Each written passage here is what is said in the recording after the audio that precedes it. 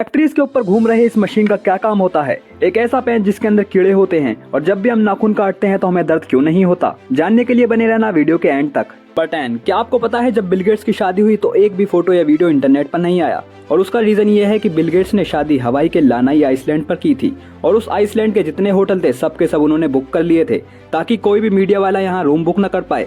और बस यही नहीं, उन्होंने जितने भी आसपास के हेलीकॉप्टर थे सब हायर कर लिए थे ताकि वो लोग हेलीकॉप्टर से उनकी शादी के बीच में ना आ पाए। नंबर 9, क्या आपको पता है डेंटिस्ट इंपॉर्टेंट क्यों होते हैं? नहीं तो जरा ये फोटो देखो, इस बंदे का एक आईब्रोज नहीं है, पर फिर भी मैं गारंटी के साथ कह सकता हूँ कि आपने पहले दांत ही नोटिस किए होंगे, उसके थोड़ी देर बाद आईब्रोज, या शायद मेरे कहने पर ही आपने आईब्रोज नोटिस किए होंगे।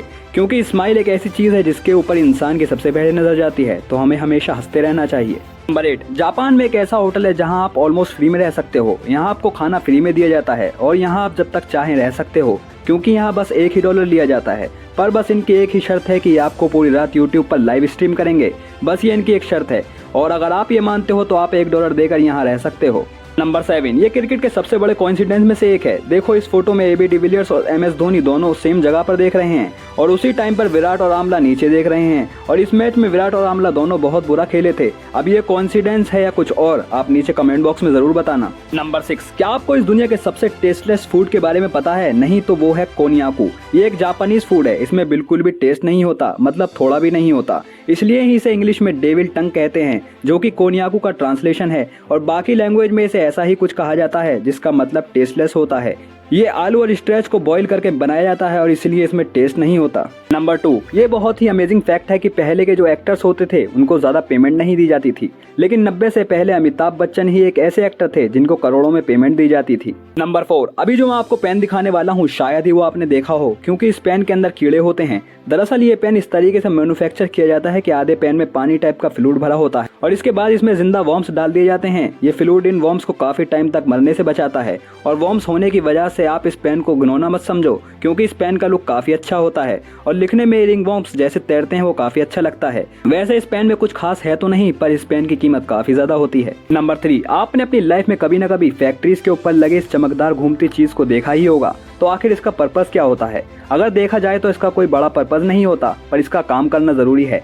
इसे विंड टरबाइन वेंटिलेटर कहा जाता है। जब फैक्ट्री में काम किया जाता है तो बहुत सारे टूल्स और बहुत सारी मशीनरी की वजह से यहाँ बहुत हीट जनरेट होती है और इससे वहाँ काम कर रहे लोगों को घुटन होने लगती है और बढ़ती गर्मी की वजह से वो अपना काम नहीं कर पाएंगे और इसी वजह से इन्हें लगाया जाता है। गर्म हवा हल्की होती है तो वो ऊपर जाती है और ऊपर ये टरबाइंस होते हैं और इनकी मदद से हवा बाहर भेज दी जाती है और इससे फैक्ट्री के अंदर का माहौल अच्छा रहता है और ज्यादा गर्मी भी नहीं होती और वो नॉर्मल टेम्परेचर पर आराम से काम कर सकते हैं। नंबर 2, अभी मैं आपको एक ऐसी स्टोरी बताऊंगा जो कि आपकी लाइफ में आपके बहुत काम आएगी।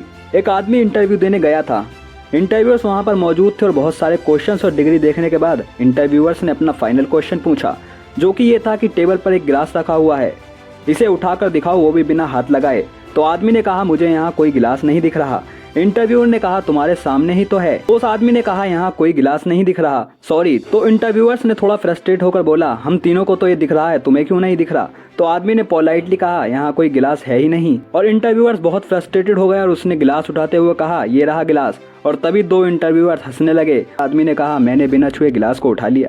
नंबर 1, आपने कभी न कभी सोचा ही होगा कि नाखून काटते वक्त दर्द क्यों नहीं होता? क्योंकि जब भी हमारी बॉडी में थोड़ा सा भी कट लग जाता है तो बहुत दर्द होता है, पर नाखून और बाल काटते समय दर्द क्यों नहीं होता? तो इसके पीछे एक रीज़न है और वो ये है कि बाल और नाखून डेड सेल से बने होते हैं जिसमें ब्लड नहीं होता और वो पहले से ही डेड होते हैं, तो उन्हें काटे या न काटे इससे कोई फर्क नहीं पड़ता।